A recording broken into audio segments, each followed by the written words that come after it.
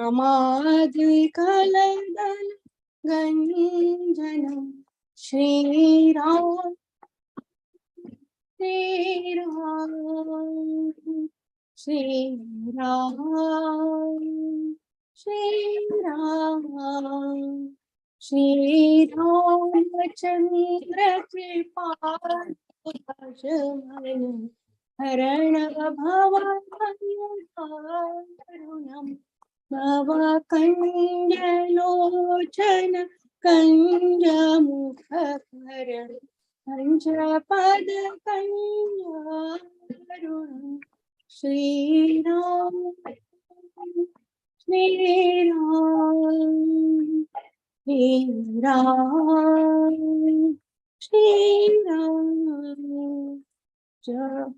एहि भाति गौरी असीस सुनसी हसी हर शीतली तुलसी भवानी पूजी पूनी पुनि मुदित मन मंदिर चले जानी गौरी अनुकूसिया हिय हर्षो न जाहि कही मंजुल मंगल मूल बाम अंग फरकन लगे सियावर रामचंद्र की जय. You have to sing Hare Krishna also, Prabhuji, little. Hare No, Mother, let's start. It's already 7:01. Hare. Thank you. Thank you so much, Motherji, for nicely singing. So thank you, dear devotees, for joining today. This is a very auspicious day off. We are starting Ramayana Sapthah. We heard about Bhagavad Sapthah. This is Ramayana Sapthah. Continuously 7 days, we try to complete and finish the entire Ramayan. It's very, very auspicious, very wonderful. Even a little bit of hearing the Lord's psalms, pastimes, and the glorification can purify our existence. So we are just trying to make a simple attempt, goes through and to understand the pastimes of the Lord, the glories of the Lord, so how we can implement. Just by hearing, it can purify, so that when we understand and imply or apply in our life, it is a great purification for us. So let's welcome all of you, saying 3 times Haribol. Haribol. Haribol. Haribol. Haribol. Haribol. So today we have His Grace Amritananda Prabhu is starting with Bala, and Amritananda Prabhu was doing this Ramayan reading on every Saturday morning, I think almost a year now.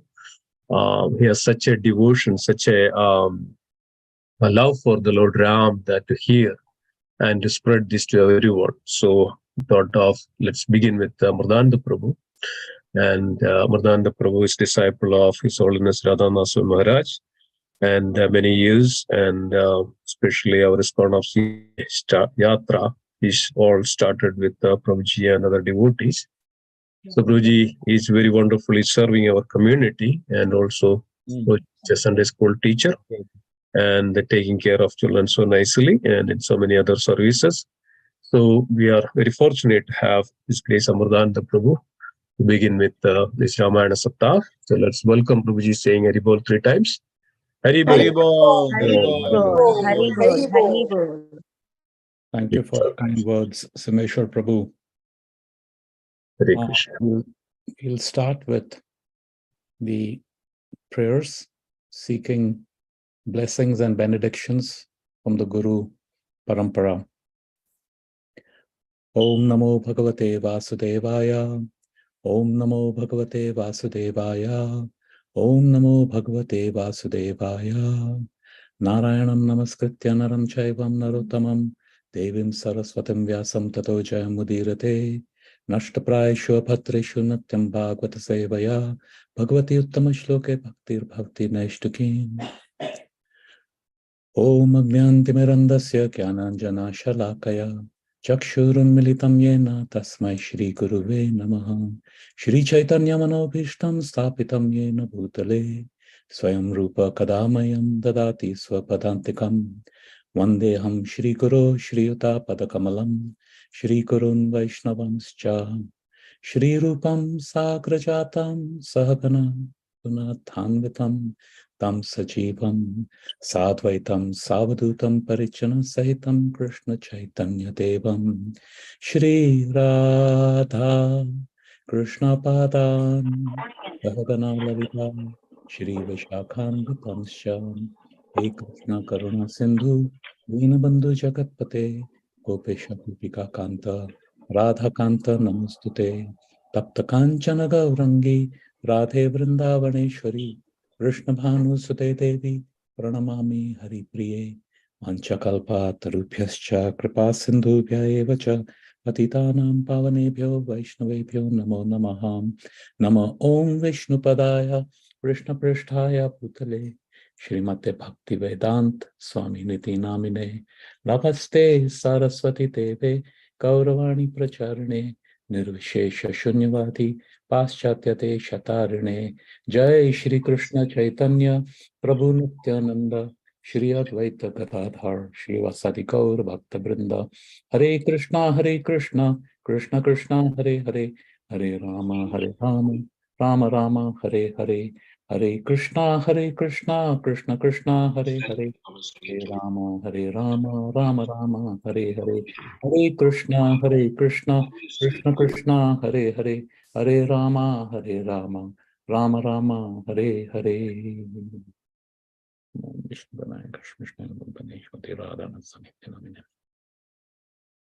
Thank you everybody for joining this wonderful program our dear Simeshwar Prabhu has organized, Shri Ramayan Sapthah. Sapthah means 7. So it's going to continue all through this week. Thursday is the actual day of Shri Ramchandra's appearance, Ram Navami.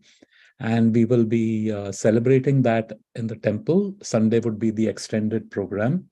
And because of that, we'll be having it continuing even into next week. So day 1 is Bala Kaanda.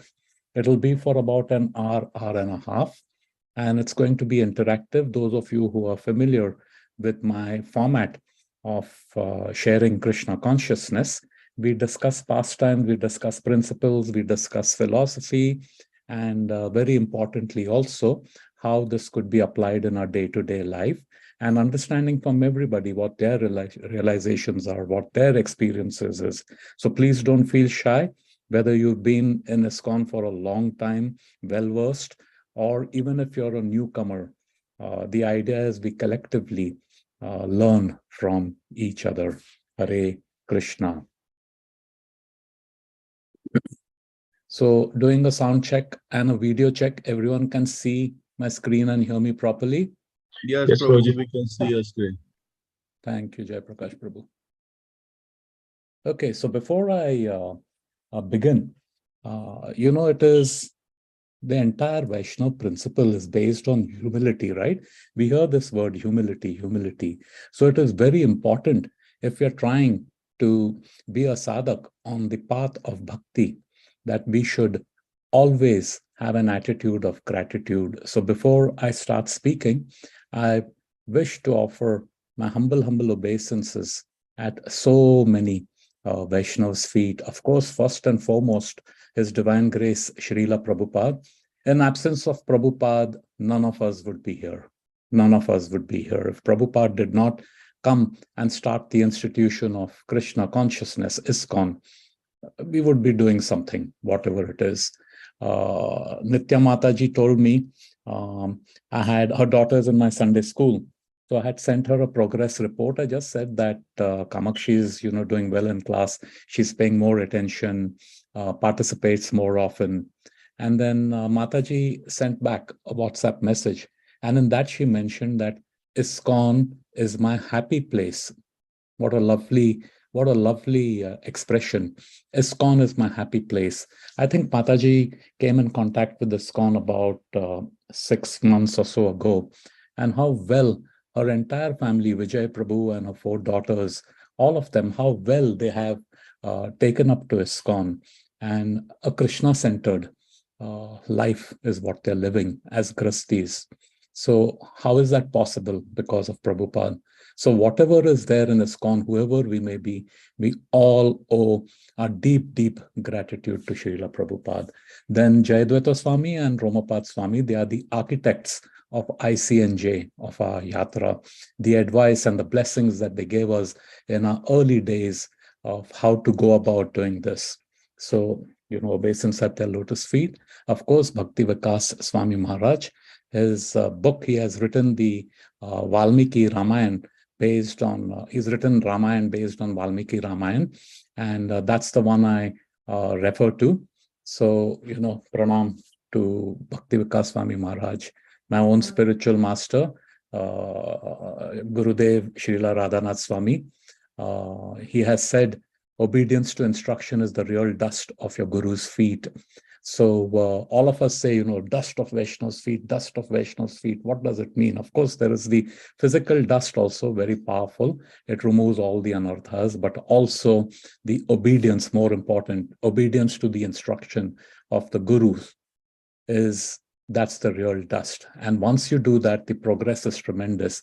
And Guru is, of course, there is the Guru, the entity, the Gurudev to whom we have surrendered, and also his representatives. So Gurus may be physically not in this location, but whoever is the yatra authority, whoever is the senior Vaishnava, they are representatives of the Guru and the Guru Parampara.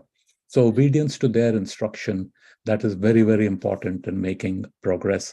Then my dear friend Madhupati Prabhu, my mentor also, who from my early days of ISKCON,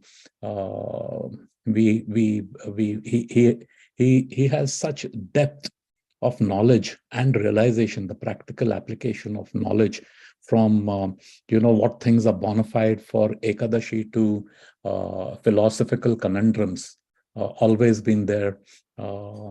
So, pranam. And actually his instruction, you should be always ready to serve. Typically to do class, share Krishna consciousness, I like to get some time to prepare. Those are not kind of comfortable. But Madhupati Prabhu once, I said, Prabhu, I'm not, can I do it later on? I'm not ready. And he says, no, you should be ready. Even the first time when I gave class in Tobacco Temple several years ago, I was just, wet behind the ears. I still am. But still Madhupati Prabhu, he encouraged, he says, just repeat whatever you heard in your lectures, just repeat whatever you heard from your Guru Maharaj and the Vaishnavas, and just stick to that and repeat it. You'll always be ready to serve. So we should always be ready to serve. Then, of course, my dear Simeshwar Prabhu, I call him a seva opportunity provider. In the professional term, you have SOPs, standard operating procedures. Well, Simeshwar Prabhu is a transcendental SOP, where SOP stands for Seva Opportunity Provider.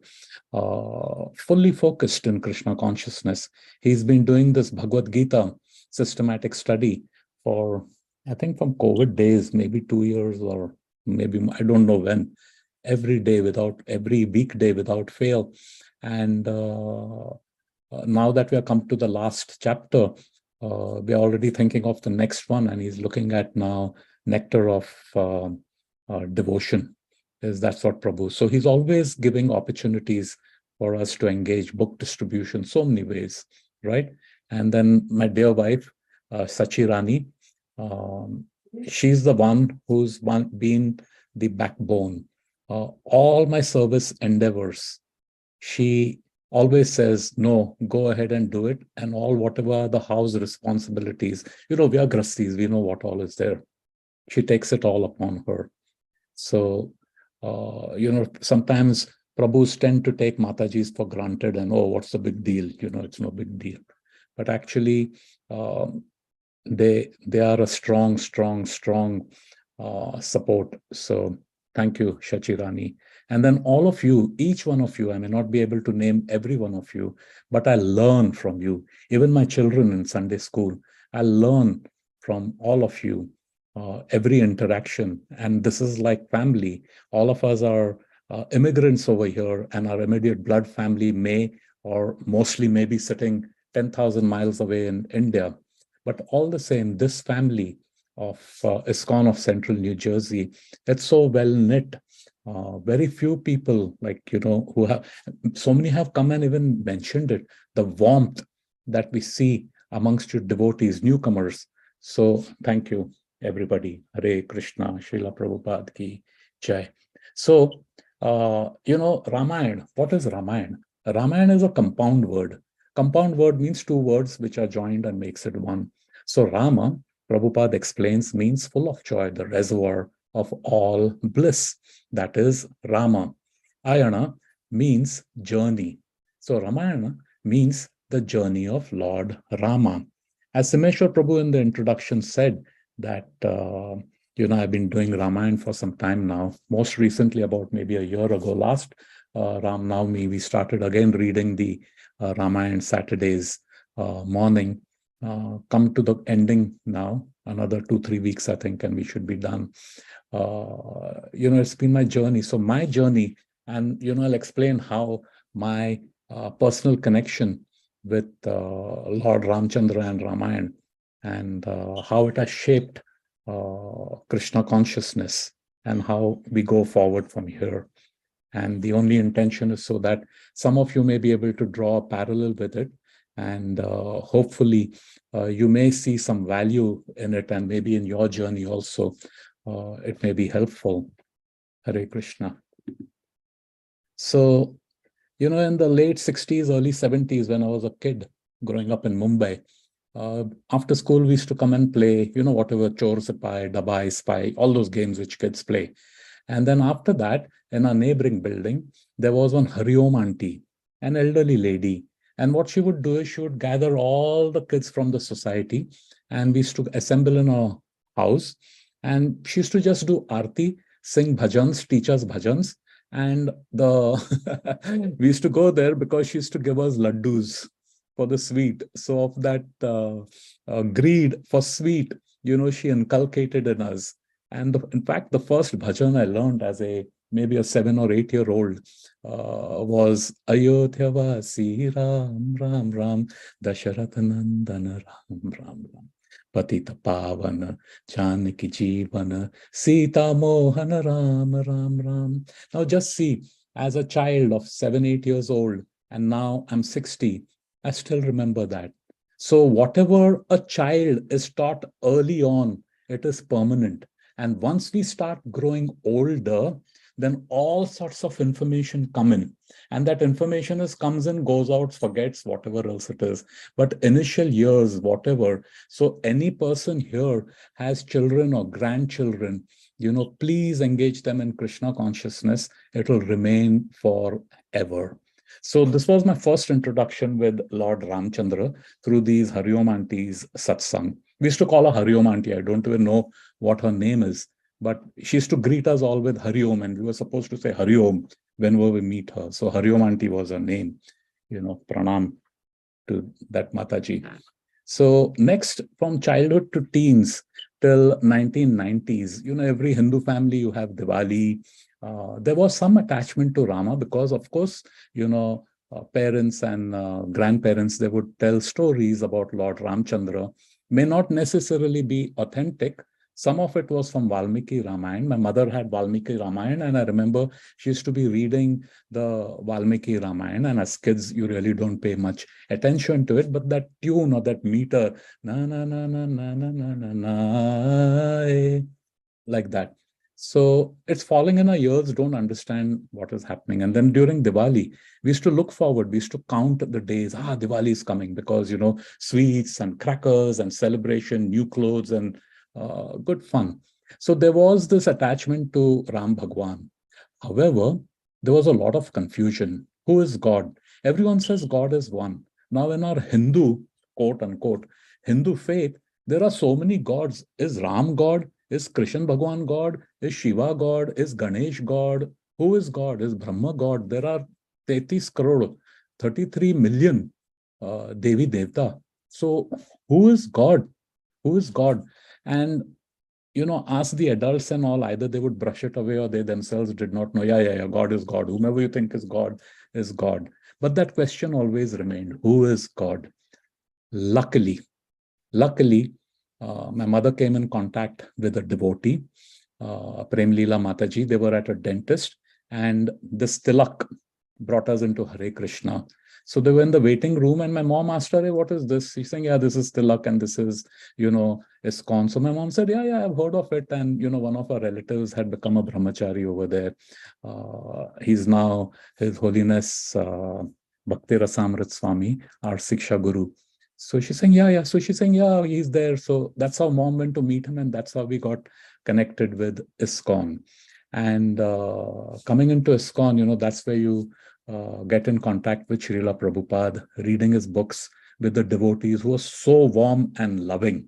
So that's why it becomes very incumbent on all of us who've been around ISKCON for some time, that whenever a newcomer comes, it is a duty to go and greet them and make them feel welcomed, rather than just be in a clique of our own friends whom we are very, very familiar and have good relationships with. So Krishna consciousness is something which is outward. It has to be distributed. Prabhupada distributed. Mahaprabhu distributed. You don't keep anything for yourself. And I see a wonderful devotee, Bimal Prabhu. He goes out for book distribution, and there is one Mataji. I don't know if she's on the call. Suman Mataji. She's quite regular for the Bhagavad Gita call. And she was saying that she has come to this Hare Krishna because Bimal Prabhu went out book distribution. He knocked on the door, gave her a Bhagavad Gita. That's how her interest was, that spark was there. And now she's so regular, and wonderful participation she does. So even in the temple, when we are there, it becomes incumbent, a friendly smile, be warm, be greeting. So that, because it changes people's life. And most importantly, the doubt on who God is. Who is God? And how is God God? Just not who is God. God is great. Prabhupada explained how and why God is great. Everyone says God is great, right? How and why God is great. And then not only that, who am I? That was also fully resolved. And then we migrated here to the US, and with Rumapad Maharaj's reference, got in touch with Madhupati Prabhu. We started Bhakti Vriksha. And 1998, Sachi was born. We had gone to meet my Guru Maharaj in New Vrindavan. And that's when Maharaj introduced us to Devkinandan Prabhu and Gundicha Mata. I remember they had fed us. We were leaving, coming back to New Jersey. And they had made Ramayan rice, and they fed us. And that's where our friendship grew. The Bhakti Vriksha grew. And I think in 2004, we started our yatra at the First Aid Squad. But before that, in 2001, I started an internet radio station. Of course, today technology is so wonderful with, video, audio, and fantastic. Even on your phone, you can do it. Those days, it was still a little sketchy. So there was this internet station we started called Gauravani. And I used to read from Bhakti Vikas Swami's Ramayan every night, 1 hour, just reading. And it used to go all over. Whoever had internet radio would be able to tune in if they put it under the category spiritual, and if they further drill down Ramayan. And you won't believe it, one Mataji from Bosnia, I don't know who she is, from Bosnia, she used to be an attendee. And she sent a note that, thank you very much, that I listened to Ramayan from Bosnia. So in the night, around 8 o'clock, I used to start. And that Mataji is sitting in Bosnia, reading this, listening to. And then, of course, ICNJ was formed, got the opportunity to do many services. And as Sameshwar Prabhu mentioned, every Saturday, we do Ramayan, reading of Ramayan for half an hour, Saturday mornings. That's what is. And it's coming almost to an ending. We are in the Uttarakhand, as I said, maybe 2-3 weeks, 4 weeks on the outside, and we should be completing this. So that has been my journey. And through it all, the appreciation of Lord Ramchandra, who he is, through all these activities, see how it all comes up to a crescendo over here. Similarly, in each and every one of our lives, the time that we spend in listening to Katha, the time after we listen to Katha, we go and actually do some service. Then it becomes deeper. The understanding gets to be the depth and width of understanding gets to be so much more. So, Hare Krishna. Now let's see Bala Kaanda. So, Bala Kaanda is the first chapter of Ramayana, right? So it's the advent of Ramayana. How did Ramayana come into be what it is? Ramayana, how did that happen? So we see this picture over here of Shri Valmiki, and then the appearance of Lord Ramchandra and his brothers. You know his brothers, right? Lakshmana, Bharat, and Shatrughna. Then the Lord Rama and Lakshmana, Vishwamitra takes them with him. So under Vishwamitra, those pastimes, and Shri Ram marrying Mother Sita. So these are the four main topics which are covered in Bala Kaanda. Beautiful, beautiful, beautiful, beautiful pastimes. And what all instructions we can get through that. That we'd keep it as an interactive session. So again, my humble request to your devotees, please participate. Don't feel shy. Don't worry, there's no right or wrong answers. Very good. Hare Krishna. So the advent of Ramayana, basis and significance. So if we want to understand this, we should refer to Bhagavad Gita. How Ramayana, before we get into how Ramayana came into being. So what Bhagavad Gita says, Paritranaya sadhunam vinashaya cha dushkritam dharma samsthar vinarthaya dharma samstha panarthaya sambhavami yuge yuge. Correct? So Krishna, the original, and his avtaras. Avatar is those who descend, he who descends. So Krishna and his avatar, the Vishnu Tattvas, according to time, place, and circumstances, they arrive. And what they do, they come here to get rid of all the nonsense people, irreligious, the demons, rakshasas, what have you, correct? And re-establish the principles of religion. Because as time goes by, aadmi ka buddhi bhrasht hote hai. When I was a child, in school, we had this essay, English essay, George Bernard Shaw, how wealth accumulates and men decay. So today you see things have become so convenient. In my lifetime, I can see it. Things have become so convenient. You know, you have this little gadget in your hand, cell phone. It's more powerful than the computer, which was controlling the rocket which went into outer space. Just think about that. So literally everything is on our fingertips. But you see the happiness quotient, the sense of fulfillment, the sense of contentment is getting lower and lower.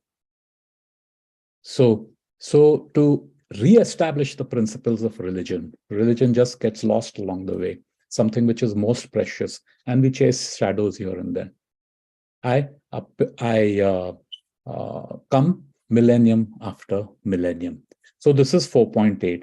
And then Krishna goes on further on in 4.9, and he says, Janma karma cha me divyam evam yo veti tattvataha tyakta deham punarjanma naiti mam eti sorjana. Whoever knows my appearance and disappearance activities when he leaves my body does not take birth again, but comes back to me, back to Godhead. Now, what is this meaning of knowing? What is the meaning of knowing? Knowing is intellectually, mentally. And there is another level of knowing, which is through realization. And those realizations only come when whatever we know intellectually, we put it into practice. To give you an example, you can tell somebody how to ride a bicycle. Okay, you sit on the seat and there are these pedals and you have to move it like that, and you have to control it with your handlebar, and you have these brakes and you have the bell and etc., etc., etc. Now the person knows how a cycle operates, but until and unless he doesn't actually sit on the seat on the bicycle and actually goes through those motions, he doesn't really know what cycling is all about. He won't get his sense of balance, the distance, how fast to go, when to apply the brakes, how to turn, how sharp, and all those things. You have to actually do it.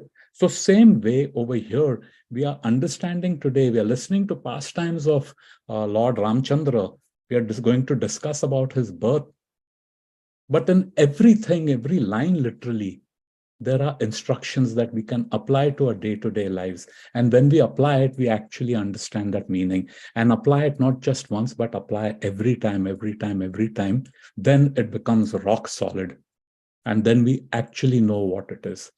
And once you're in that habit of whatever we have heard, transcendental sounds, we are putting it into our life, that's when we really know who Krishna is, who I am. And when you leave your body, there is no question of coming back into this birth, old age, disease, and death. Hare Krishna. So, Ramayana, correct? Now, Ramayana, as I had mentioned, is the journey of Sri Rama. It is the first poem in Sanskrit. In the Vedas, the first poem which is there in Sanskrit, and it was in the Treta Yuga. You know, we have these 4 yugas, right? So the second cycle, it's the Treta Yuga, authored by Valmiki. Valmiki also is a very, very interesting personality. We'll discuss a little bit about Sri Valmiki. So as I've already told you, what Ramayana means, it's the journey of Sri Ramchandra. Has 7 chapters from the Bala Kaanda, Ayodhya Kaanda. Kaanda is a chapter. Aranya, Kishkindya, Sundara, Yuddha, Uttara. So we are all familiar with Ramayana. So we know from his birth, and then, you know, he fights the demons who are disturbing the rishis, and marries Mother Sita, comes back, then the politics, and Kaikai wants Bharat to be the king the day before his coronation, and then he's exiled, goes into the forests. We know all those pastimes, how it progresses. Ravan kidnaps Sita. He befriends Sugriva, Shri Hanuman. They make the bridge. So, you know, these the progression, how it happens. So this is the flow of Ramayana across these 7 chapters.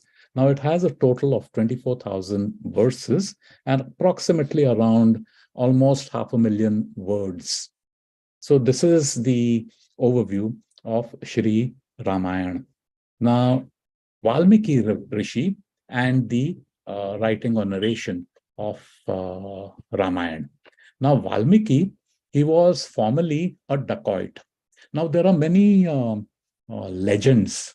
You know, there is what you say, Shabda Praman, which is coming from the Shastra, and then there is folk, Loka Praman, or folk stories or folk tales and, you know, legends, so to say. Legend may have some elements of the Shabda, or it could just be something, you know, people have been saying, and over time, tradition, culture and all, it is being said, and then it is accepted as truth.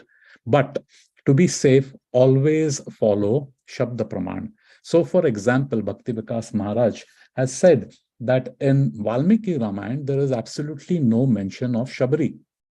So that's why in his Ramayana, if you read, there is no Shabri. But the Shabri pastime is very, very popular.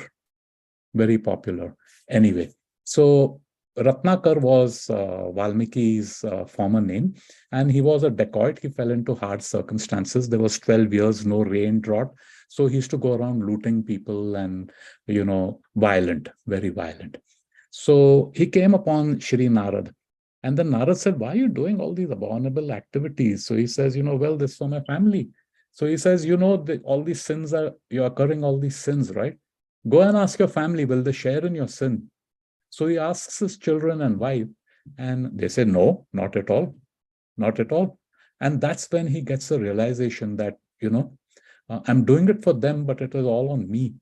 And then that's when Narad Muni asks him to chant Rama.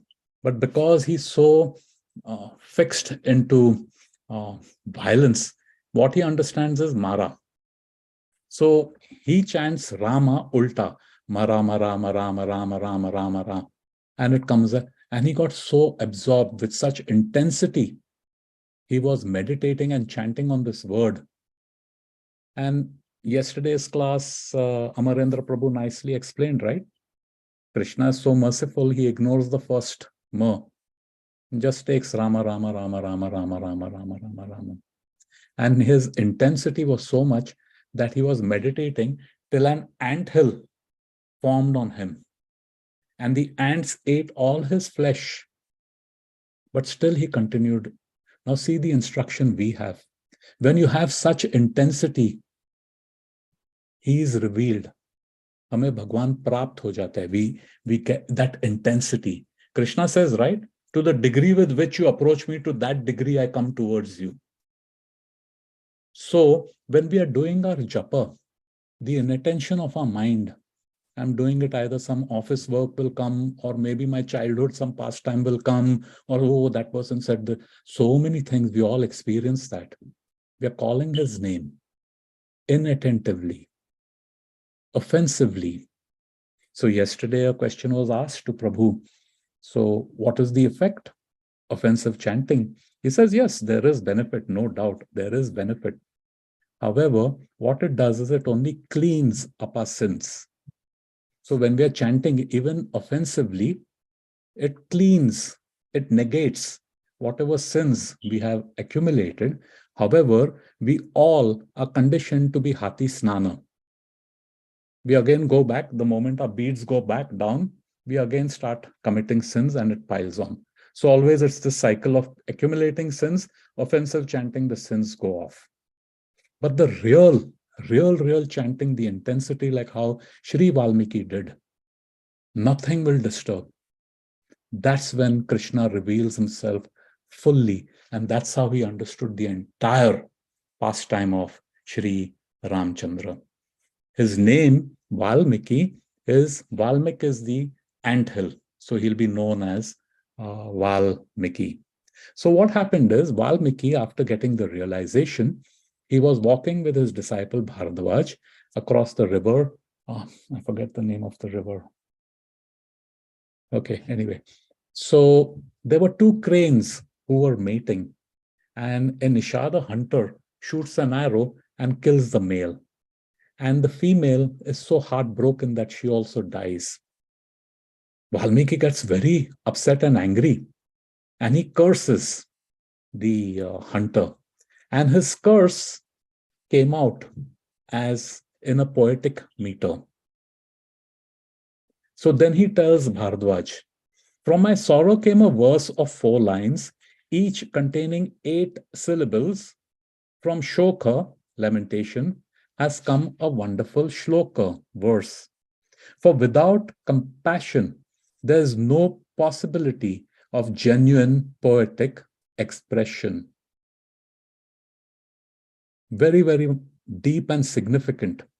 For without compassion, there is no possibility of genuine poetic expression. In Brahma Samhita, if we read Brahma Samhita, over there, the last, what it says, Katha Ganam Natyam Gamanam. Please forgive me, my memory is short. What it means is that in Golaka, every word is a song, and every gate is a dance. That is Goloka. Song means like a poetry. How does that happen? Compassion. In absence of compassion, there can be no poetic expression. Poetry is something much more deep. It is words which express the inner feelings, genuine inner feelings. Poetry without compassion.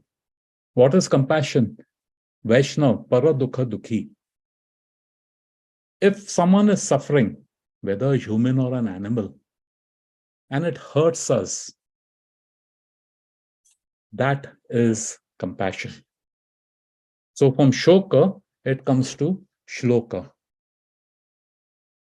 Then Brahma blesses Valmiki with divine vision. So after Valmiki had the revelation, he what do I do? He was very anxious. And then he says that, everything will be clear to you by the narration. Whatever you're saying, it will be faultless. And then he narrates it to Lava and Kush, the sons of Sri Rama. They were the disciples. They were in his ashram, born and raised in his ashram. And they were the first persons to hear Ramayan, memorize it. And they went every town and village speaking about Ramayan. And they finally, in Ayodhya, Lord Ramchandra came to know and invited them.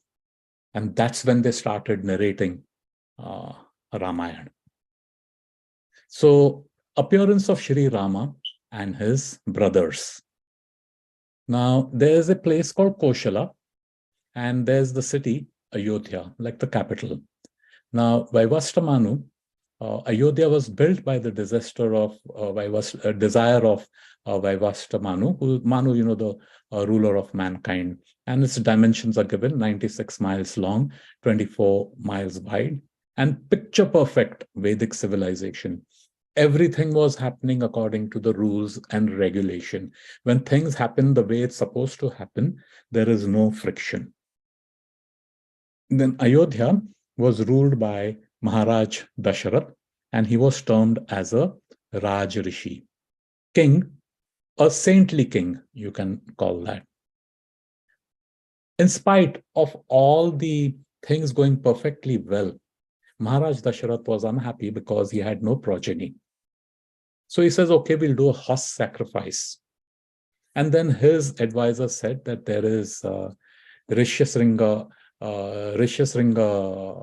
Rishi, and he performed the horse sacrifice and the Putra Sheshti Yagna to beget sons. Now, as all this was happening, the demigods appeared before Lord Brahma, who's the chief demigod, and says that, listen, you have to check Ravana. Ravana had got a boon from Lord Brahma that he'd be invincible. No one would be able to kill him. And Brahma said, I can't do that. So he says that, okay, then no one can kill me except humans, because he considered humans to be so weak, timid, and insignificant. He didn't consider them a threat at all. So Brahma said, okay. And whilst the demigods were there, Lord Vishnu appeared and he says, fine, I'll appear as a human, since only a human can kill Ravan. So it coincided. I mean, things were arranged in such a manner that Lord Ramchandra would now appear. So when they were making that sacrificial fire, a Vishnu Dut appeared with a pot made of gold with sweet rice in it. And he instructed Maharaj Dasharath, please distribute to your wives. His wives, eldest Kaushalya, the youngest Kaikeyi, and in the middle, Sumitra. So after that, he distributed the prasadam. Half he gave to Kaushalya, 1/4 to Sumitra, and 1/8 to Kaikeyi. And then after some consideration, he gave the remaining 1/8 to Sumitra. So that way, Sumitra had twins, and Mother Kaushalya and Mother Kaikeyi had one son each. So you can see in this Jhulan over here, right? There is Shri Ramchandra, then there is Lakshman and Shatrughan, who were the twins, and Bharat, Mother Kaikeyi's son. So there were 4 brothers who appeared. Then after 12 months of having this, Mother Kaushalya gives birth to Ram, and it is said that he represents half the potency of Shri Vishnu. And then similarly, Bharat to Kaikeyi, who's 1/4. And then 2 days after Lakshmana and Shatrughan were born, and they represent 1/6. It's not 16th, it's 1/6. My typo error over there. And 12 days later, Vashishta Muni came and he did the Namakarana, the naming ceremony. So, there are these samskaras from womb to tomb that you do. And all these samskaras are basically impressions on the consciousness which are formed. So you could have good impressions and you could also have bad impressions, like children coming from broken homes, violence, things like that. It affects the consciousness, and from consciousness it affects our thinking, and from thinking our words, from words our actions. So it is very important, the samskaras, especially when children are growing. What kind of samskaras are we imprinting on their consciousness, because that remains with the child, and it shapes the person's personality. So after they were born, brilliant, extremely attractive, good looking, very obedient, such a pleasure So they won the hearts of everyone, not only the relatives, but the entire citizenry. So all the citizens of Ayodhya, they were so enamored by these four brothers, and they had such love amongst themselves. They didn't consider themselves as uh, step brothers or anything like that. There's a very popular saying. After I came to the US, I heard this phrase. When two men, a friend, males, a friend, they say, "Oh, he's my brother from another mother." It's just a manner of saying brother from another mother. But here, they were actual brothers from other mothers, but still as though they are the real, from the same womb they have taken. That was the relationship they had. What does it teach us? What does it teach us? The love that the divine siblings had amongst themselves. What does that teach us? Now, of course, some of us have siblings, and we can see in Kali Yuga, some may have great relationships, some may have really sad. The relationship has deteriorated for whatever reasons. You see, even with famous rich families, after the father passes away, brothers, sisters, they fight like cats and dogs. They drag them into court. Um, all sorts of nonsense goes on. So that saying, blood is thicker than water, is just a saying. In reality, it doesn't happen. So how is it that we can develop such kind of a bond and love? So what is love?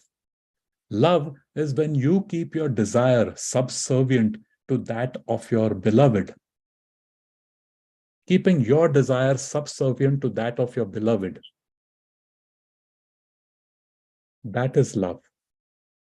And always, service is the medium through which love is expressed.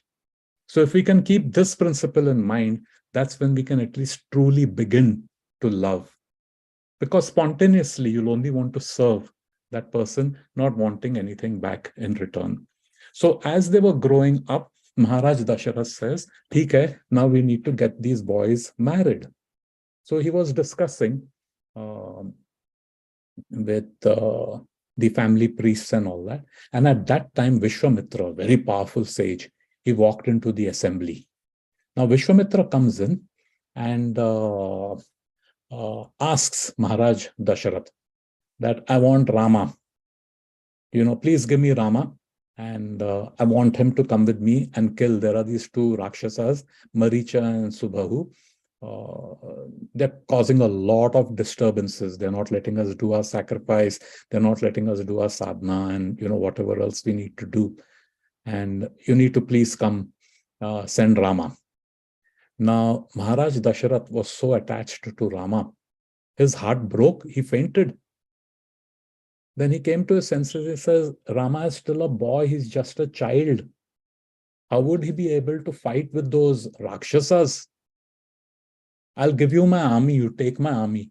Take my entire army and, fight." Vishwamitra got very angry. He's saying, "This is such an abominable place. You refuse me." And he's planning to go.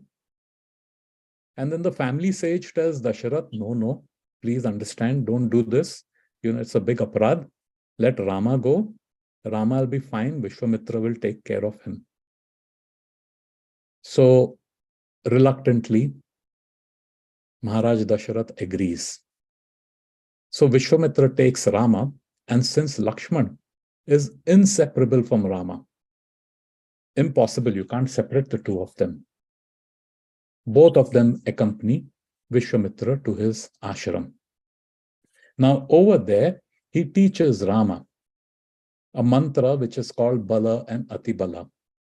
So you'll never get tired, you won't go old, and you get immense strength and wisdom. Wisdom is knowing what to do when, what not to do, what to say, how to say, all that thing. And all that comes through experience. All that comes through experience. Experience comes through actually putting things into action. Remember, we spoke about realization. So the more and more realization we have, the more and more wisdom we get. So Rama, there was a female Rakshasi, horrible. That I'm just going through a summary, but please, I will encourage you all read Bhakti Vikas Swami Maharaj's book, Ramayan. It's available in e-versions also. You can go to Kindle if you have a Kindle account, and please download and read that. There's so much information available over there. How Tataka comes and who Maricha is, and everything, there's detailed explanation. So Rama kills the Rakshasi and Subahu, and then he shoots the arrow which strikes Maricha, and he's flung 100 yojanas away. 100 yojanas is about 800 miles. 1 yojana is approximately 8 miles. He's flung 800 miles away. And we know later on the same Maricha comes disguised as a deer to lure Rama and Lakshman away and kidnap, so that Ravan can come and kidnap Mother Sita. Then after he kills all the Rakshasas from the area, they clear. The sages are very happy, and they say to Lord Ramchandra, now come with us. We'll go to Mithila. It's another place. There is a huge celebration, a sacrifice going there. Please come with us. So Vishwamitra Muni says, okay, let's go. So Rama and Lakshmana accompany. What is the instruction over here? Rama and Lakshman didn't do anything just based on whatever, the whim and fancy comes in their mind. They deferred it to the Guru. And then when the Vaishnava says, yes, it's okay, he goes ahead. So if we remain in the, if our activities are as per the guidelines of what Guru Sadhu Shastra give us, it is fail-safe, risk-free. You can never go wrong. So this kingdom of Mithila was ruled by Maharaj Janak. Now, you can go in the Ramayan book. There's a history given over there. So Maharaj Janak in his possession had a bow of Lord Shiva. And it was his forefather, Devarata, had been presented this bow by Shiva. So there's that pastime. Daksha was having a ceremony and Shiva got really annoyed. And then the demigods convinced Shiva, put down your weapon. And then that's where he gave this bow to Devavrata. So in the family, the caretaking of that bow was there. And that's how Maharaj Janak had received this bow. Now this bow was extremely heavy. No ordinary person would be able to lift it. So it was kept nicely on one table over here. Now, Maharaj Dasharath was relating how Sita came about. So he was doing a sacrifice and he was plowing the land with a golden plow. And that's where he found Mother Sita, small baby. Sita means to furrow, how you do to the ground. So Sita, that's where he called her Sita and raised her as his own child. Now, when Sita was a little child girl, she was playing with the ball and that ball went under that table. So very effortlessly, with one hand, she lifted the table with that bow, which required hundreds of elephants just to move it. And she retrieved her ball. Maharaj Janak realized that the only person who will be worthy to marry her is someone who can lift this bow. No other person would be able to be a suitable match. So they have this Swayamvar. Lord Ramchandra very easily lifts a bow. And not only does he string it with so much force that he just breaks it. And it's described when the bow broke, it was like as though a mountain has cracked open. And that's when Mother Sita garlands Lord Ramchandra. So we know Lord Ramchandra is an avatar of Shri Krishna and Mother Sita is Radha Rani. So then Lakshmana wed Urmila, Sita's younger sister, and Maharaj's brother, Maharaj Janak, I'm sorry, this should be Janak here, I've written Dasharath.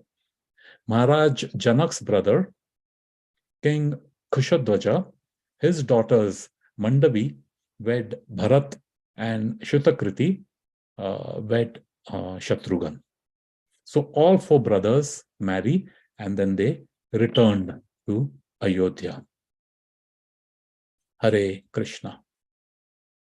So, based on this, there are life lessons that we can learn, correct? So yesterday evening, when Prabhu said that, please, would you be able to do class? So in our congregation, I asked our devotees, what thought comes to your mind when you hear the name Rama? So I asked three persons, and I'll share you their realizations. And please reflect on this. And then the next slide, we'll keep it as an interactive, open group discussion. So, firstly, Sudhapriya Mataji. She and her family, you'll see them. If you come on Saturday afternoons, their seva is they make bhoga for the deities, the evening bhoga. This picture is reduced in size, but you can see Mataji, her expression, ecstatic. So I asked her, Mataji, what comes to your mind when you hear the name Rama? So she said in Hindi, जब मैं भगवान राम के बारे में सोचती हूँ, तो मुझे अंदर बहुत खुशी और सुकून मिलता है. Like when I think of Lord Rama, I feel a lot of joy and peace within me. I feel a lot of joy and peace within me. Not surprising, who is Rama? If you remember, Rama is the reservoir of all bliss, full of joy. What does Krishna says? Always think of me. Don't forget me. So just when Mataji thinks of Rama, she has that, what they say, joy. That's what Rama means to Mataji. I asked Nitya Mataji. Nitya Mataji says, when I think of Rama, I think of Sita. And then today we were speaking and she explained a little more. She's saying, Prabhu, after you asked me this question, I was thinking about it, why I said, I think of Sita. So she says, of course, being raised in a Hindu family, everyone knows who Lord Ramchandra is. So she's saying, I didn't really understand, that much, Ram, Sita. She's saying, but after I became a wife and a mother, I have come to realize their relationship and how their behavior with each other serves as a role model for me to be a better wife and mother. Now, Mataji is raising her children in a Krishna-centric environment. A few slides back, we spoke about compassion. There is a devotee, Roop Manohar Prabhu, who's at end of life in a hospice. So a call had gone out, if devotees can please go and spend some time with him and, read to him or do japa or do kirtan. Mataji doesn't know him. She has 4 small children, aged 11 to 3-4 years. So she used to put all of them in the car and go and read to Prabhu, do kirtan for Prabhu, do japa with Prabhu. Not once or twice, many a times. What is happening here? Just look at it. Children understand more through our action than our words. She has taught the child compassion, para dukha dukhi, by her action. And she's the one who says, this ISKCON is my happy place. So nowadays you see these bars. Typically these bars pick up when it gets night. And, our Shastras say as it gets dark, the tamaguna becomes more dominant. So the crowd starts coming in when it's dark. So to bring crowd in, even when it is light, they have something which is called happy hour. And at happy hour, they give all alcohol beverages at discounted rates, hoping that, customers will get attracted by the cheap prices and come in over there. But look at what our happy hour is in a Vaishnav Sangha. Happy hour is early morning when you're doing japa. Happy hour is when you're doing Bhagavad class, 6:30 to 7. Happy hour is when you're doing Bhagavad Gita study, 7 to 8. Happy hour is for the Sapthah, 7 to 8:30. Happy hour. And then the more we engage in Krishna consciousness, every hour becomes happy hour. And ISKCON is my happy place. What a beautiful expression. ISKCON is my happy place. And then I asked a teenager, some of you may know him, Shashank Koti Krishna Das. He is the son of Gopikan Prabhu and Mataji. So I asked him, he was in the Prasadam line. I said, okay, if I say the word Rama, what's the first thought which comes in your mind? And he says, Prabhu, obedience. And I was so happy to hear this, obedience. Young teenagers, typically teenagers start rebelling. They try to assert their own individuality. The influence of the outside world is brutal. But this child, so well situated in Krishna consciousness, inspires obedience. And I said a silent prayer. I said, may you always obey your father and the Vaishnavas. So Lord Ramchandra, his obedience to Janak Maharaj inspires this young man, Shashank. So these are what three people whom I spoke with. Now I'll post this question to you. Before that, Krishnanamanand Prabhu, from our congregation, I'm sure you know him, said, information is meant to bring about transformation. So with this principle in mind, what thought comes to your mind, dear devotees, when you think of Rama or Ramayana? From whatever we passed 1 hour, we covered. So you could just talk about a quality and we'll discuss how we could put it into practice. Where are the opportunities we can put this into practice? And what are the difficulties in doing so? So please unmute yourself. And we have about half an hour. Hare Krishna. Hare Krishna Prabhuji. Dandot Pranam. All glories to Srila Prabhupada. Thank you so much for wonderful class as usual. Jai Prabhupada. Just wanted to mention about you asked the questions to different devotees in our temple, and you guys. So I want to say something about that. 35 years back, maybe with my guidance Guru Maharaj, in his class, he mentioned about this. As we are Maharashtrian, we were talking Marathi, and what is Ram? Ram means rag, means anger. And Ma means who kills that, means marne wala, raag ko marne wala. That's why he's so quiet.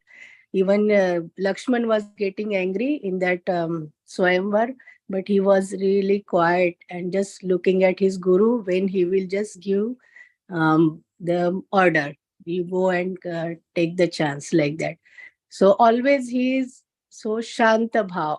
So Ram is like that, Rama. And then Sita is, C means Sima, means the border, the limit. And Ta means Tadan nahi karti, who doesn't cross that border. So we just learn that from their life, how they are doing. So we have to also just take in our life. Just wanted to share, Prabhuji. Excellent, Mataji. Thank you so much. Great. So Ram's quality, he's always calm, shant. Now, how can we put that into our life? Especially either when things get out of our control, then, everything short circuit ho jata hai. And how to remain calm. Or even when, everything is going our way, super excited we get. So in one of Gaurgopal's Prabhu's lecture, he mentioned about the rag. Thoda wait karo. When you get anger, just wait. Don't say any words. थोड़ी देर के बाद फिर समझाओ, मगर थोड़ा wait करो. तो like by chanting Ram's name, Krishna's name, maybe we can control our anger. Yeah. Very good. Don't react. Respond. Yeah. Don't react. We all have a small trigger, and thoda sa kuch bhi ho gaya, so immediately we kind of react to it, but have patience, as you suggested. Where all are the opportunities to be calm? This is for everyone, okay? Not just Satyabhama Mataji and me. I'll only be a moderator, so to say, facilitator rather. Please, everybody, there are 29-30 devotees on the call. More of you participate, the more nectar will be churned and more learnings we'll get out of it. Where do we get the opportunity to be calm? Chanting, Prabhuji. While chanting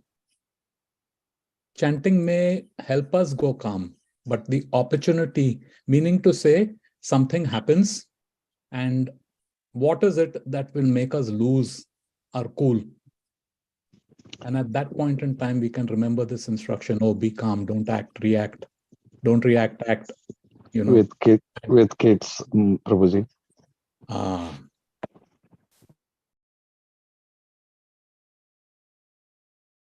Kids don't listen. 100 times I've told you, clean your room, you don't listen to me. And then we really lose our cool. Especially if something has happened in the office.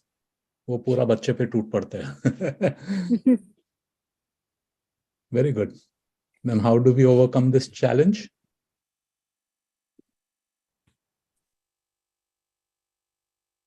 What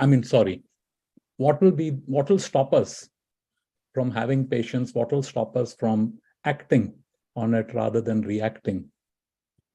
How can we overcome this short trigger?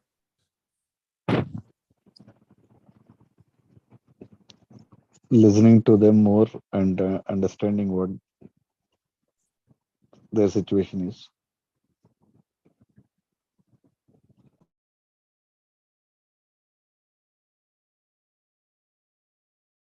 Very good. Well, that's Surya Prabhu. Thank you. Prabhuji. Thank you, Surya Prabhu. Hare Krishna, Prabhuji.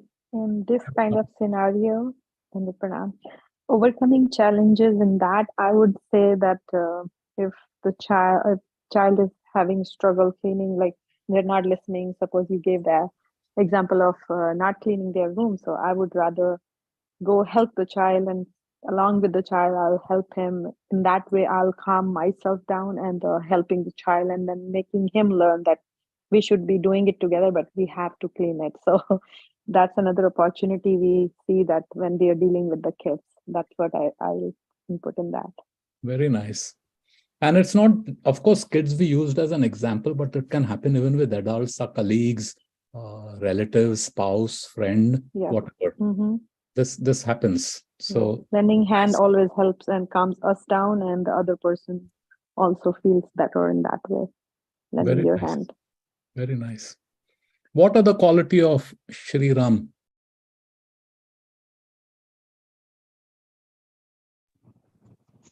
To me, the acceptance by the Lord, when we were hearing the pastime of Lord Ram, when the squirrel was there to help building the bridge, and Lord Hanuman, he made fun of her, but the Lord said, no, whatever she is doing, it's in her capacity, and it doesn't matter what my devotee has, like whether they can serve me in a larger way or in a small way.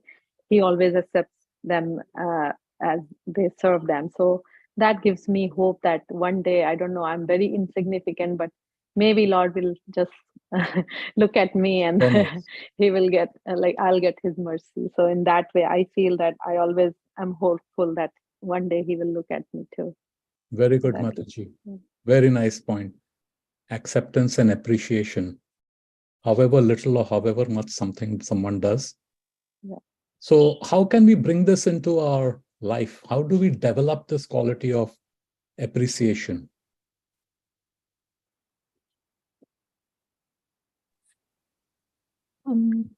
Prabhuji, by looking at even if they do something small, we need to give a token of appreciation. So it's not like, okay, they did this. So we should not feel any envy on that, and we should get inspired by that. So even if it is a small minimal seva. Yes. Yes. So even especially for even something which may appear to be quote unquote insignificant, we should be observant. Yes, you're right. So what I'm trying to get to is, how do we develop that quality? What is it that we should do? What is it that we can do so that even a small little thing, we can, pick on it and say, wow, thank you so much. And appreciate, like how Lord Ramchandra, that squirrel was putting just one pebble. Hanuman told, that, now, hey, move out of the way. They're carrying big rocks. But he says, no, for me, that is also important, as important as the big seva that you're doing. So how can we develop this quality of being appreciative of one another? Hare Krishna, Prabhuji. By understanding that we all are in the same boat, everybody has their own faults, and we just need to live together and accept each other. So nice. Overlooking faults. Problem kya hota hai? The reason we don't appreciate others is because either of jealousy, envy that we have, or we have this thing of fault finding, ninda. Bhakti Siddhant Saraswati Thakur Maharaj has said, when the faults in other delude you, stop, introspect, find faults in yourself. No one can harm you if you don't harm yourself. So every time we find faults in somebody else, we're harming ourselves. We are cutting down a Bhakti Lata tree. So easy to blame. So easy to blame. And we may think we're right. Prabhupada said this, but this is not happening according to Prabhupada. This one said that. We may think we are right. But what we're really doing is we're only finding faults because it gives me some kind of a superiority. And blame. Okay, if thing is not going right, this is the material world. This is not spiritual world where everything is perfect. This is material world, no? Things will go wrong. So what are we doing about it if something is going wrong? Just being a vocal representation of the problem? Or rather come up with a solution? I think this is what the issue is, and I think here's how we can fix it. That would have so much more value. Otherwise, just point fingers. This one didn't do the job properly. That one is not doing his job properly. Yeah, so acceptance, appreciation. Overlook faults in others.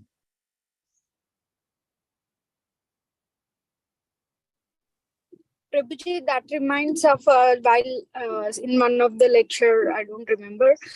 So while chanting, we put the pointed finger out, showing that the all other fingers are showing towards us, like we have so many faults, anarthas in our thing. Just focus on our inner. Very true. Very true. Good point. While you do japa, this is the blame finger. You don't hold the japa with that. And the instruction is for every one finger, 3 are back at you. I told this long back to one of our school kids. You should know this. So he said, Prabhu, what if I point this way? And he put all his fingers in front. Pointing outwards. I said, still you'll get the effect, bad effect.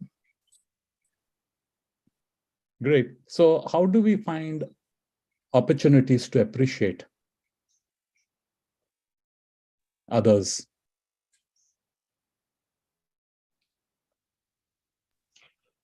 Give more credit to the good work they do or any work they do. Yes. So that is the acceptance and appreciation, giving credit to somebody. But how? Where do we look for it? Where would these opportunities come where we can say that, yes? Everywhere. I mean, at work, with loved ones, relatives, around everyone. Okay. How? What would make you appreciate your relative or your colleague?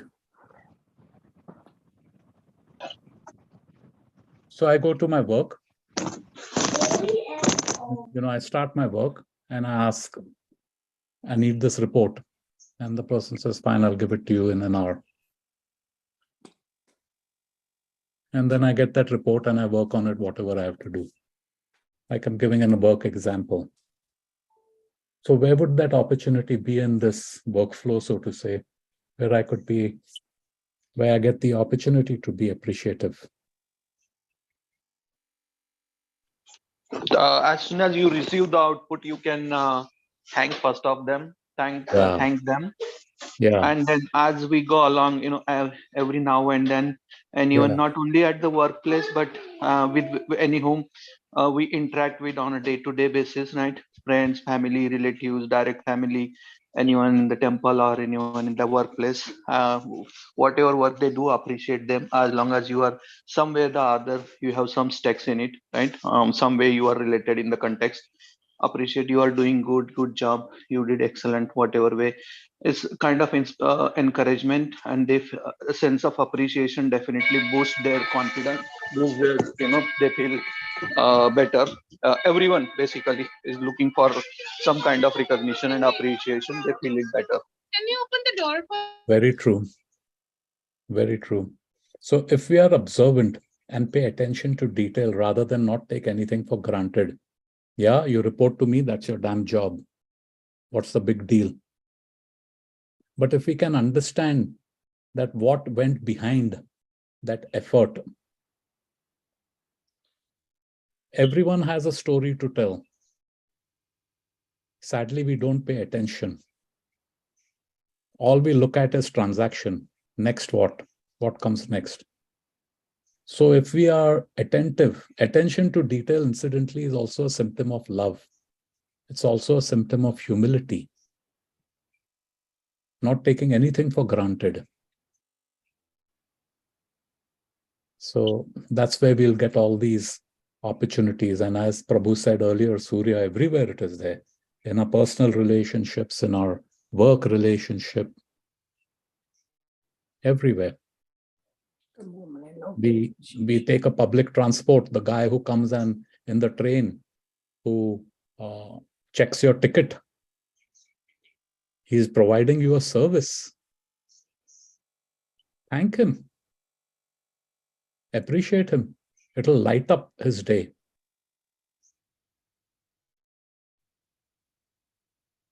Very nice. What will stop us from being appreciative and accepting people? And then how we can overcome it? Or false ego, Prabhuji. I'll put it as a symptom of false ego. Okay. So how to overcome arrogance?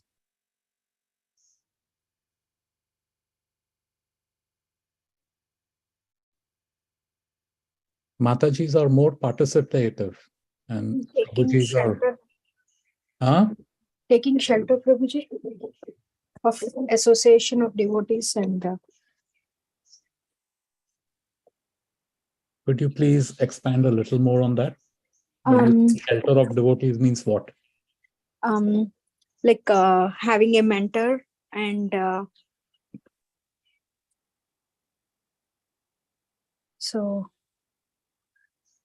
it's better to get to know, at least to your mentor, what you are thinking. Because others might find faults in us. So the mentor will guide us with the right direction.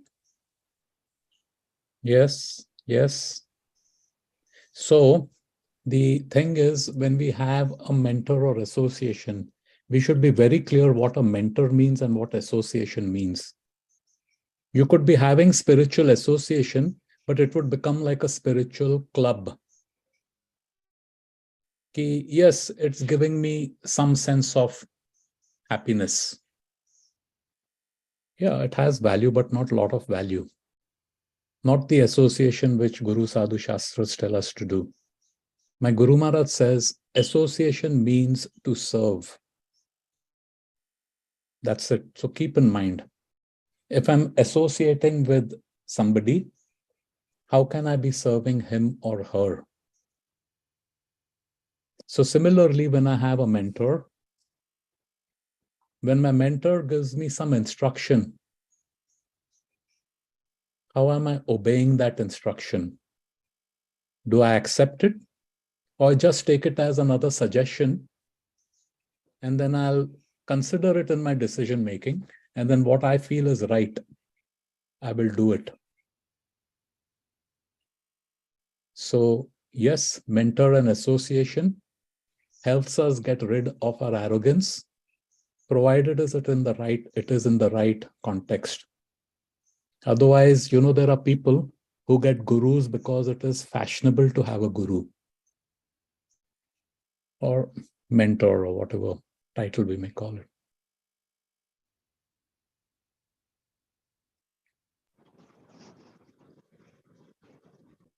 Very good. We have 10 minutes more, so I hope we could get 3 more points. Now, when Rama went to Gurukula, he was elder brother, so took care of his old brothers and love him, and so they don't miss Mataji. Okay. And also when they came back from the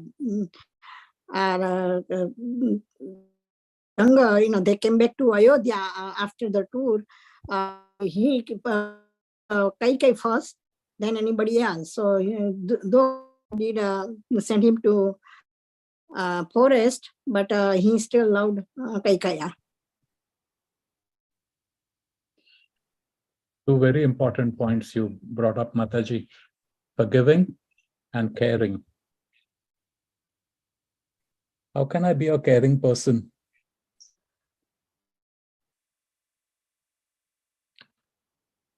Of course, we care. First of all, we care most about ourselves. Then after ourselves, we care about I, me, myself, mine. My wife, my child, my family, my bank balance, my job. Then it becomes my religion, my country, my this, my that. Because I'm in the center. Yeah, we care. But this is not the type of caring they're talking about. Lord Ramchandra's caring.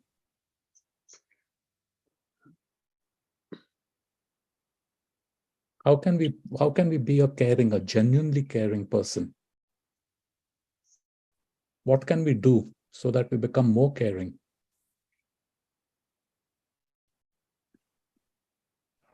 I recently started Bhagavad Gita Prabhuji 2 years, but my feeling is whatever I learned from that is when you look other Jivatmas, you can find Jivatma or Paramatma in everyone, rather. Then you basically have no difference. So you basically are automatically caring because that's the God in others, the Paramatma in others.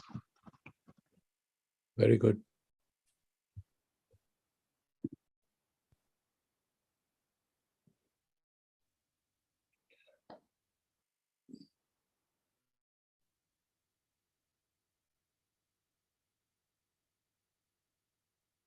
So that is where I can find the opportunity.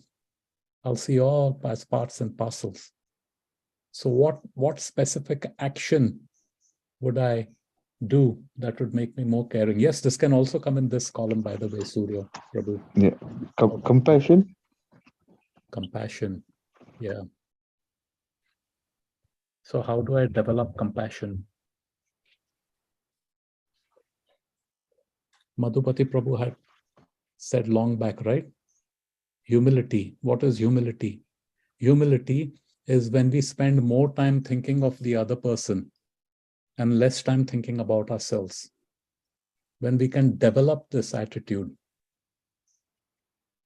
Now, if I'm in problem, immediately it is on top of my mind. But if I see somebody else in problem, mera kya jata hai? So compassion, humility, developing these qualities and not be self-centered. And how not to be self-centered is not by negating the self. That's what our parampara teaches us is getting disconnected from I, me, myself and getting connected to Krishna and Krishna's. Then automatically everything flows. That's when I'll also start seeing everyone as part and parcel of Krishna. What will stop me from being a caring person?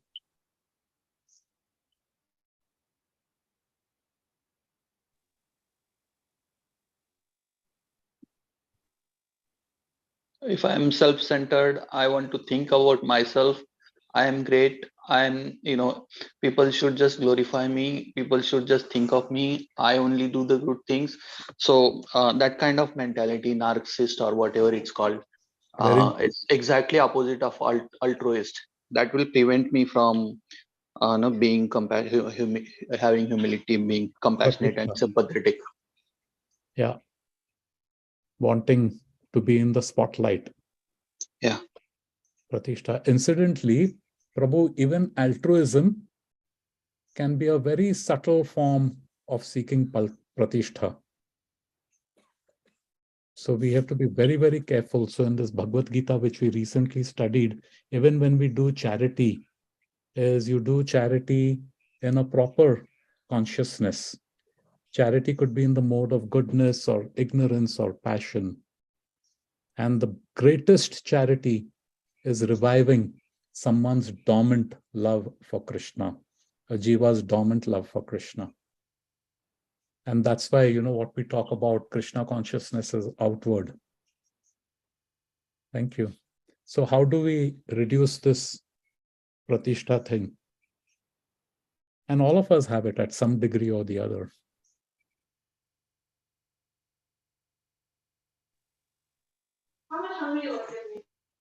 Huh? First thing is to know, then some correction can be made. First thing is to accept and not going into a denial mode that I don't have pratishtha, so I'm not in that part. I'm not that kind of person. First thing is understand the knowledge that's given, right? And if you do assessment evaluation to a certain degree, you said some level everybody has that kind of, right? So that quality deep rooted. So if we accept that it's there based on knowledge and be conscious, so we can reduce it down further, if not rid of it. Very nice. Knowledge and acceptance. Sometime back I was saying this. Once a disciple went to Prabhupada and said, Prabhupada, I'm your most humble disciple. With a lot of feeling, Prabhupada looked down to him and told him, you're the most of nothing. Understood? You're the most of nothing. So we should develop this, and the pratishtha can come out when we read and we know that I'm not the doer. We all consider ourselves to be a doer. Arey, kitna bada teer mara maine. I'm chanting 16 rounds. Oh, on Ekadashi, I chant 32 rounds. I do nirjal. I do this, I do so much seva, this, that, everything. I. No, I'm not the doer. I'm just an instrument. No capabilities, no qualification, no ability, nothing. And when we start reading, understanding, practicing, that's when we start realizing. And then gradually this pratishtha goes, and we can then learn to care about others. Forgiving.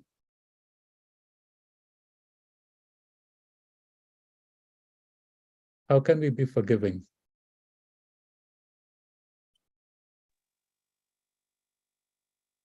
Have a big heart. Have a big heart. Yes. There are so many on the line, but I'm happy that the regulars are sharing.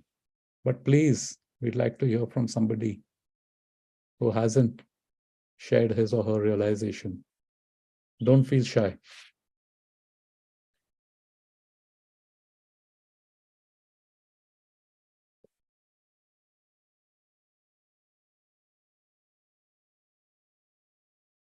just have a few minutes left. I think we'll end with forgiving.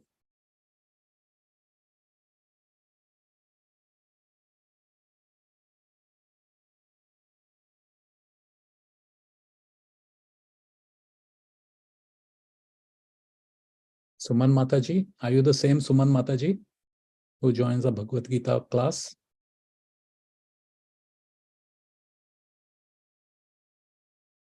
Yes, Prabhuji. Hare Krishna. Hare Krishna Mataji. Yes. Would you like to share? Do you have some thoughts on forgiving? How we can develop the quality of being forgiving? Actually, it's not coming into my mind. Okay, no problem. Anybody else?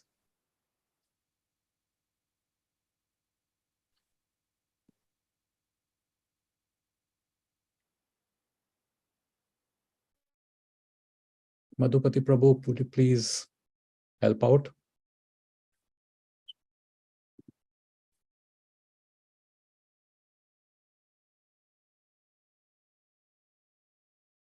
Prabhuji, can I say something? Of course.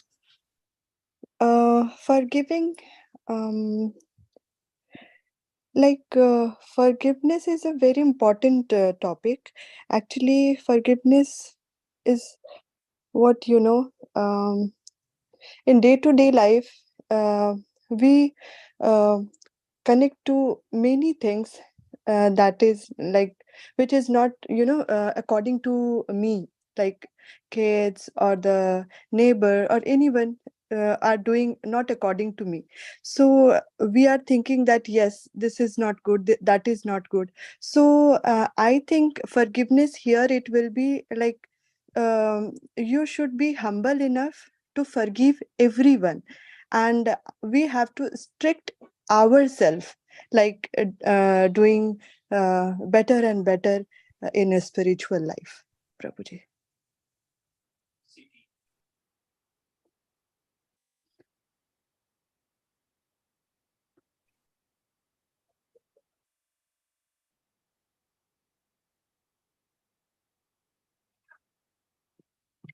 Very nice. It's the other way around. We are very lenient with ourselves and we are strict with others. Yes, Prabhuji. Very good. Hare Krishna, Prabhuji. Hare Krishna.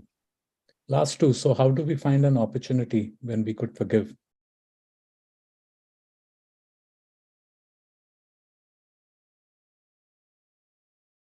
Okay. So you've already gone 2 minutes up. So what I can give an example here is someone is bad-mouthing you. And you come to know this person is talking ill behind your back. What do? Do you get angry? Do you go and yell at him? Or do you become calm? Understand, why was this person? Where is he or she coming from? Yeah? Prabhuji, we will not bother. We will not bother. We will not bother, meaning? Meaning, if somebody is interfering, then better to not bother, rather to react on him, because reaction will be also counted, it will also count as a karma. So according to me, what I have learned is a reaction should not be given by a devotee. Yeah, the reaction is you don't, if the person has been bad-mouthing you, you go and confront and yell at him. Yeah. Dare you, or another way, you also start bad-mouthing that person. Yeah. That would be a reaction. Obviously, you don't react, you always act on a situation. And in this case, there's an impetus. And what we're doing is we're trying to forgive the person for the wrong that he has done us. Or he has done us. So one way we can be forgiving is to just think about all the nonsense that we do. Yeah. All the nonsense that we do. And in spite of all that,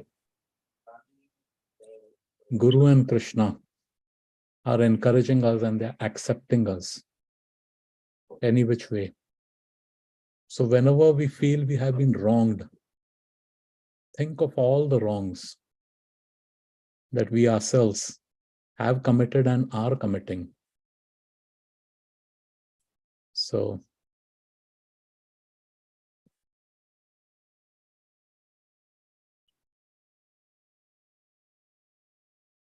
okay, I'm sorry, we've gone 5 minutes up. Thank you very much, dear devotees, for your participation. All glories to Srila Prabhupada ki jai. Over to you, Simeshwar Prabhu. Yeah, thank you, Amritananda Prabhu. Nicely put together the Bala Kaanda. The devotees join tomorrow. Tomorrow is Ayodhya Kaanda. Ayodhya Kaanda is pretty much covered. The Lord coming back after the wedding, after the Sayamvar, Sida Sayamvar, of them coming back, and the beautiful pastimes and their interactions there in Ayodhya. And please join, and this will be so beautiful. And that's what is we want to immerse into the thoughts of Lord Ram and how he interacts so wonderfully. So thank you so much for joining today. So let's pay our obeisance to all the assembled Vaishnavas, and also thank you, Amritananda Prabhu, taking this journey, taking this beginning with this beautiful pastimes of Lord Ram and appearance of Lord Ram. So thank you so much, and thank you to devotees. Please join tomorrow, same time, and so we'll cover the Ayodhya Kaanda. So let's pay our obeisance to all the assembled Vaishnava devotees of the Lord. Vancha kalpatarubhasya kripa sindhubhyevacha patidanam pavanebhyo Vaishnavebhyo namo namaha. Vaishnavanda ki jai. Sri Ramayanam ki jai. Srila Prabhupada ki jai. Nanda Kodi Vaishnavanda ki jai. Guru Premanande Hari Hari. Thank you. Thank you, everybody. Thank you, Prabhuji. Hare Krishna. Thank you, Hare Prabhuji. Hare Krishna.